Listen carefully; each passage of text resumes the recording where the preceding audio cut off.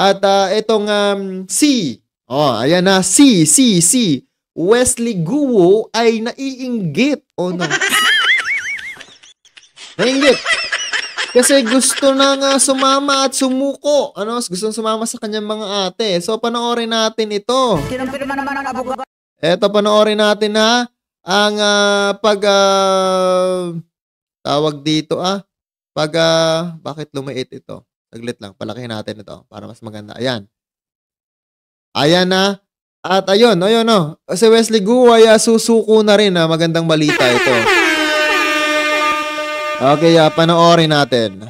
Kinumpirma naman ang abogado ng pamilya Guo na gusto nang sumuko ni Wesley Guo. Narinig ninyo, napakagandang balita nito ha. Very good dyan. Para sa iyo. Wag mo na pahirapan yung ating mga kapulisan, ano? Wag ka nang gumaya kay ate mo, no? Wag ka na rin gumaya kay Cassie Leong na pinahirapan pa yung mga pulis sa paghahanap. Ngayon ikaw, sumuko ka na. At ayaw nyo nun, one big happy family, sama nyo na yung nanay at tatay nyo dyan para isang buong pamilya kayo. Diba? Ngayon, susuko na ito, ay di mas maganda, sama-sama sila dyan. At nga pala baka hindi pa ninyo alam, etong si Wesley Guo, na bunsong kapatid ni Alice Guo, sa mga hindi pa nakakaalam, boyfriend po ito ni Cassie Leong. Oo. Ayan ha, pero sa mga hindi pa po nakakaalam, pero kung alam nyo na, di takpan nyo na yung inyong pandinig. Okay, ayan. So, ituloy natin itong video. Kapatid ng ousted mayor na si Alice Guo. Ayon kay Attorney Stephen David, nakausap niya si Wesley at nakikipag-ugnayan na rin siya sa mga otoridad sa kanyang posibleng paglutang. Mean Corvera sa balitang yan.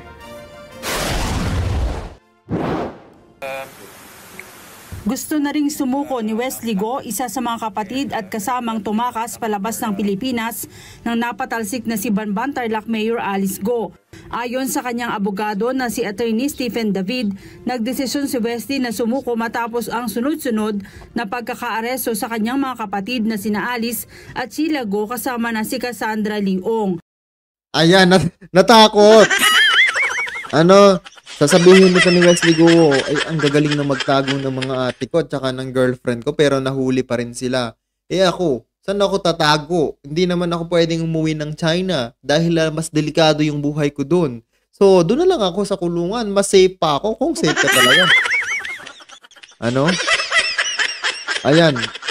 Yun At alam nyo ba, napakinggan ko ito kay Attorney Stephen David na kaya gusto talagang sumuko ay mahina po ang loob nito ni Wesley Guo. Kaya naman, mas pipiliin niya pa na makasama ang kanyang mga ate sa kulungan kumpara sa palakad-lakad dyan na baka mamaya bumulagta ka na. Baka kasi mamaya hindi lang mga otoridad ang umahanap dito kay Wesley Guo. Kaya mas pipiliin niya pang pumunta sa kulungan. At medyo lang naman. Medyo safe lang naman siya doon. Okay, tuloy natin ito. Sinabi ni David na nakausap niya kagabi si Wesley at sinabi nakikipag-ugnayan na rin ito sa mga otoridad para sa kanyang posibleng paglutang. Gusto rin niya sumuko. Detail, hindi ko masasabi. Siyempre, dumadating yung point ng isang tao yung nadi-discourage ka, di ba? Kasi yung makasama mo, nandyan na lahat, di ba? So, human being that we are, dumarating yung point ng kahinaan natin. Gusto natin pumarap. Which is actually yun naman ang tamang gawin Pero hindi pa masabi ni David ang kinaroroonan ngayon ni Wesley. Si Wesley ay kasama sa 8 personalidad na inisuhan ng warrant of arrest ng Senado dahil sa pagtangging humarap sa pagdinig kaugnay ng iniimbestigang ni-raid na pogo sa Porac sa Pampanga at Banban Tarlac. Hindi niya nakikita yung essence pa ng pagtatago. Una-una, sabi ko nga, pagtatago ka, ano bang kasalanan mo? Hindi ko tinatanong. Bakit? Kahit tanongin mo, hindi ka naman sasagutin mo. Sa ngayon, wala pa raw siyang komunikasyon kay Alice kahit pa naaresto na ito sa Indonesia. Sabi ni David, gusto nito niya huling nakausap ang kanyang kliyente at pinayuhang sumuko na sa mga otoridad. That's why I was always requesting her to surrender. Kasi you cannot escape the long arm of the law. Kaya lagi ko sinasabi sa kanya, tsaka it's better for her. Naniniwala kayo doon na lagi niya nga sinasabi na sumuko? O baka nasabi niya lang yun dahil nahuli na? Diba? Ako, hindi ako naniniwala dito sa mga sinasabi nito ni Attorney Stephen David eh. Ito, nasabi niya ito noon nung kasi may na-vlog na rin ako nito eh. Nasabi nito na susuko na si Alice Guo kasi nakukorner na si Alice Guo. Diba? Corner na siya doon sa Indonesia, hindi na siya makakalabas. Kaya naman, nasabi niya na nasusuko siya. At gusto niya nang unahan. Pero ang problema na to, naunahan pa rin siyang mahanap. Ayun naman. Ay, hindi ako masyadong naniniwala dito kaya Attorney Stephen David na to. Kasi number 1 sinungaling ito eh. Tuloy natin. She may not realize it right now, but it's better for her that she be here. Kasi we have to face all these allegations and charges against her. How can we do that kung wala siya dito, di ba? Kanina ay pinagpatuloy naman ng Senado ang pagdinig sa ginawang pagtakas ng magkakapatid palabas ng Pilipinas kung saan muling piniga si Sheila Guo. Binalaan pa ng mga senador si Sheila na maaring makulong ng 500 taon batay sa parusa sa 87 counts ng money laundering case na isinampalaban sa kanila, pero tinawanan lang ito ni Sheila at nanindigan sa kanyang mga naunang testimonya. Teka lang ha. Grabe yun. 500 taon. 500 years. So ngayon, kung ikaw ay 30 years old, hindi ko sure kung ilang taon nito si Sheila Guo. Kung ikaw ay 30 years old, makukulong ka? 500? Ay. Boy! Wala na. Yung 500 years na yan, ang katumbas niyan, habang buhay ng pagkakakulong na yan. Alam nyo, kulang yung kulong. Nanggigigil ako. Kulang yung kulong. Dapat dyan, bitay ng maranasan nila yung paghihirap.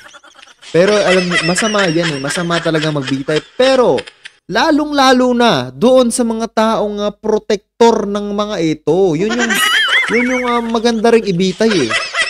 Kayo ba, agree ba kayo dyan na mabitay na yung mga protector ng mga Guo family na to? Ano? At hindi pa marisan. Kasi kung ito ay makukulong lang, napakadaling gumawa ng paraan para makalaya ka eh. Di ba? Usapin mo lang yung mga nakakataas. Yung nagkakaso-kaso na yan. No? Eh, madali kang makatakas. Madali kang makawala. Pero kung yung bitay, eh matatakot na yung mga gumagawa ng masama na ito. Diba? Never na sigurong gagawa. Ikaw, kahit simpleng nakawin mo lamang yung 10 piso ng kapitbahay mo, baka matakot ka na. Kahit 5 piso, yung kahanin mo, ito, milyon-milyon ang mga kinukurap. Ewan ko lamang, takot na siguro to. Ang problema nito kasi, sa nakikita ko, yung mga taong ayaw hain ng ganitong kaso, ayun yung mga taong gumagawa, kaya inalis ito nila. Yun eh. Takot sa sariling mga batas. Kaya ayaw. Kung akong bibigyan ng chance, isusulong ko ang batas na to, pero ayoko mag-takbo ng mga ganito. Kung para sa akin lang, kung ako yung mga senador, kung ako yung senador, maghahain ako ng ganitong batas. Death penalty. Para naman mawala na yung mga taong suwail sa gobyerno, yung mga tiwali sa gobyerno. Hindi natatakot eh. Kapag ka nakatanggap ka ng 1 million, oh man. Tapos sa mga ilang buwan pa, parang nalilitan ka na sa 1 milyon, nalilitan ka na. Kaya ang gawin mo ngayon, kailangan madagdagan ba yung 1 milyon? Maging 2 milyon pa. Ganyan yun eh. Tapos pag may 2 milyon ka na, 2 milyon ka ng hawak, maliit pa, mas maliit pa. Maging 4 na milyon na. Hanggang sa mangurap ka na, mangurap. yun na magiging trabaho mo. Doon ka na magpo-focus kasi nakahawak ka na ng 1,000,000. Aminin na natin, kapag nakahawak tayo ng perang ganun, mas magpupush pa tayo na madagdagan at madoble yung pera natin ngayon. Kung ang pera natin ay galing sa mabuti, pinagtrabahuhan natin ng maayos, sarap sa feeling na meron ka ng 50,000 sa iyong savings account. May 50,000 ka. Ay, kailangan ko pang magkayod, kailangan ko pang magtrabaho para makakuha pa ng ganito pang 50,000. Pero kapag galing sa kurap, may 1,000,000 na ako. Kailangan. Ang sarap sa feeling na may 1,000,000. Kailangan ko pang mag-kurap pa. Kukurap pa ako habang nakaupo pa ako sa gobyerno. Sayang yung kikitain ko pa. Milyon pala. At tatakbo pa ako sa susunod pang halalan. Tapos na. Nabigyan ka lamang, nasuhulan ka lamang. Sinuhulan ka ng isang pugante, sinuhulan ka. Nasuhulan ka. Grabe, ganito pala. Ang sarap pala sa feeling na masuhulan. Milyonaryo ka na, instant milyonaryo ka na. Ganun lang, gagamitin mo lang yung power mo, instant. Diba? Yun yung mahirap. Aminin na natin at sa hindi, yun yung nangyayari ngayon sa ating bansa. Mga gahaman sa pera, nakahawak lamang ng ilang libo, ay gusto pang madagdagan ilang milyon pa, bilyon pa. Tuloy natin ito. Hindi. Meron din po. Kasi nakailan araw lang kami sa Singapore kasi hindi pwede kasi lampas sa isang buwan. Nakakayanin nyo pang tumawa kahit sa prospect na ayan, naasar na naman itong si Risa Hontiveros. Bakit nga naman? Ang sasaya ng Guo family. Si Alice Guo, nahuli at lahat, nakangiti pa, nakaganong-ganon pa. Sana all. Tapos si Sheila Guo, sinabihan na nga na makukulong na nga ng 500 years, natawa pa. At pakinggan natin ulit yung tawa. Saglit, pakinggan natin. hindi. Sana all. Ang ganda ng ngiti, parang walang problema sa mundo. Sana all. Siguro kung mainit ang pinag-i-stayan nito, stress ito sa buhay. Ang problema kasi naka-aircon. Yun yung problema nito, kaya nakakangiti pa. Walang stress. Ang sarap ng buhay. Libre aircon pala dito. Libre tirahan. Ang saya, tingnan nyo. Napakasaya. Like daughter. Like daughter.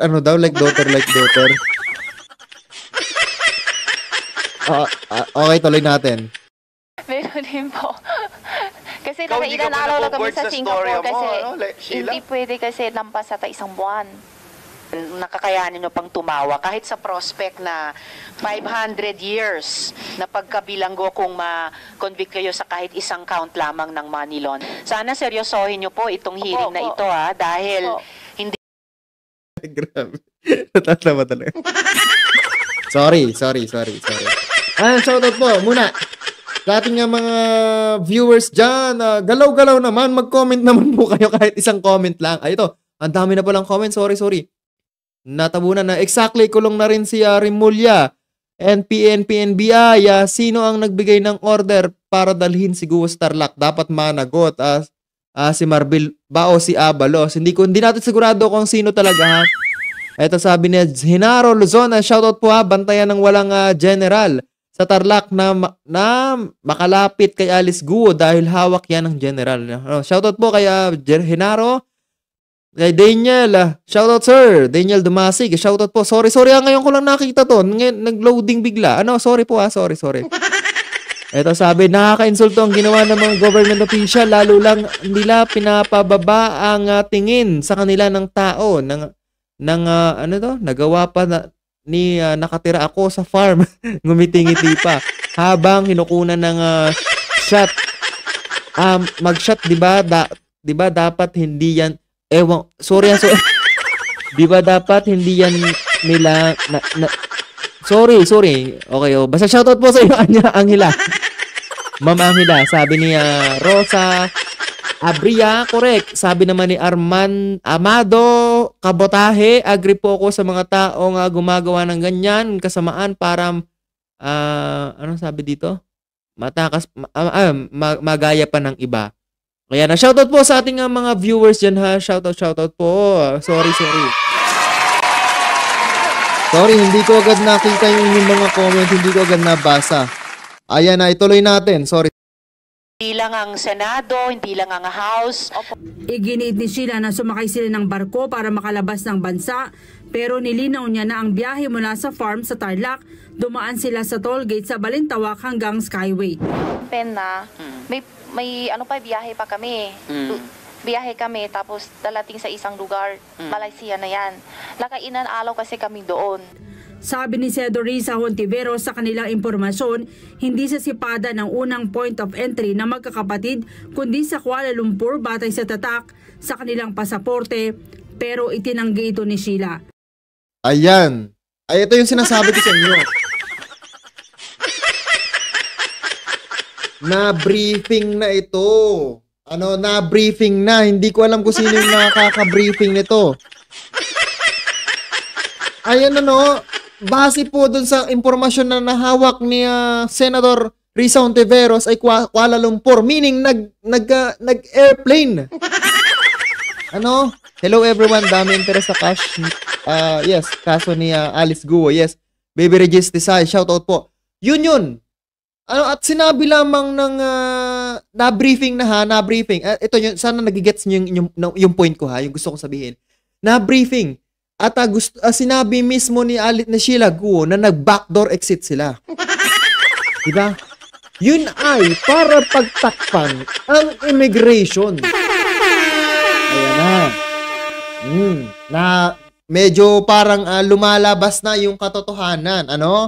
Na gusto na. Kaya pala siguro doon idinaan sa Bureau of Immigration nung nakaraan at hindi idiniretso sa Senado. Nakakapaghalata BI, kayo ba ang nag-briefing dito na sabihin na hindi kayo nag-airplane? Sabihin niyo nag-backdoor exit kayo, hindi kayo dumaan sa Philippine Immigration. Paano kung ganon? Meaning lagot ang immigration dito kapag nalaman talaga. Dapat dyan, kung yun talaga ang hinala ni Senator Risa Hontiveros, nasa Kuala Lumpur dumaan itong si Sheila Guo at yung iba pang mga kasama niya, ipacheck yung CCTV ng araw ng tatak kasi may tatak yan eh. Kapag nakita yung tatak ay ganitong araw, ay, halimbawa, July 17 ata yun, lumabas sila. July 17 yung tatak. I-check sa CCTV. Makikita naman yan, Makikita naman yan na dun talaga dumaan sa Kuala Lumpur. Kasi Kuala Lumpur daw yung tatak eh. Yung stamp nun ay pang Kuala Lumpur at hindi sa, ano nga ito ano nga lugar ito? Nakalimutan ko na. Yung inagaw ng, sa Sabah at hindi Sabah. Kung yun, meaning, kung dun talaga dumaan sa Kuala Lumpur, meaning dumaan yan sa immigration sa airport. Lagot na. Ayun na, shoutout po sa ating mga bagong pasok dyan. Yun yung dapat maimbestigahan. At yun talaga yung gustong malaman ni Senator Risa Hontiveros. Kaya naman, gusto talagang diretso si Alice Guo sa Senado. Pero, binawi. Inagaw ng ibang ahensya. Gusto pang i-briefing. Sana naman hindi na briefing.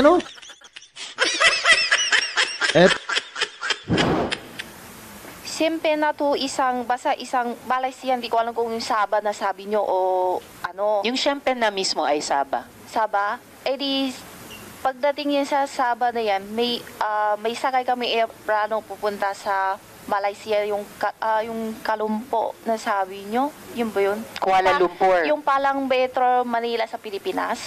Kaya ang mga senador nadismay. Hindi kami naniniwala sa istorya na binebenta mo sa amin. Hindi namin bibilhin yung mga sinasabi mo at lalo kang madidiin at sisiguruduhin ko sa'yo, Sheila. Pag hindi ka nagsabi ng katotohanan, sisiguraduhin namin sa'yo ng buong Senado na mapaparusahan kang husto. Hinalungkat rin ng mga mambabatas ang posibleng pagkakaugnay ng isang mayor, Lisel Dodong Kalugay, ng Suwal, Pangasinan. Sa DTI mismo. O kaya gingamit yung pangalan ko na pang business lang po. Nasa Suwal, Pangasinan kasi ang Alisel Aqua Farm na nakapangalan kay Sheila batay sa permit na inisyo ng DTI bukod pa sa kanyang insurance membership ID, pero wala raw alam si Sheila. Inimbitahan pero hindi nakasipot ang alkalde dahil may dengue umano ito. Biguring humarap sa pagdinig si Cassandra Leong batay sa excuse letter na ipinadala ng Kamara. Nasa ospital ito dahil sa pagbaba ng sugar level at blood pressure at kailangan niya ng 3 araw bago makarecover. Sa Lunes, inaasahan. Okay, ayan. Ito si Cassie Leong. Isa pa to eh. Isa pa to na hindi ko alam Sana lang totoo na may sakit si Cassie Leong, ano? At sana totoo yung doktor niya. Or nagsasakit-sakitan lang.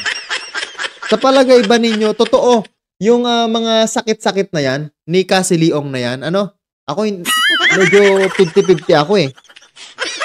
Siguro alibay na lamang ito ni Cassie Leong or ng mga kasama niya. Na pumoprotekta sa kanya para naman hindi agad ito makapunta sa hearing ng Senado. Yun yung nakikita ko diyan. Masyadong gumagawa sila ng way para makatakas sa mga hearing ng Senado.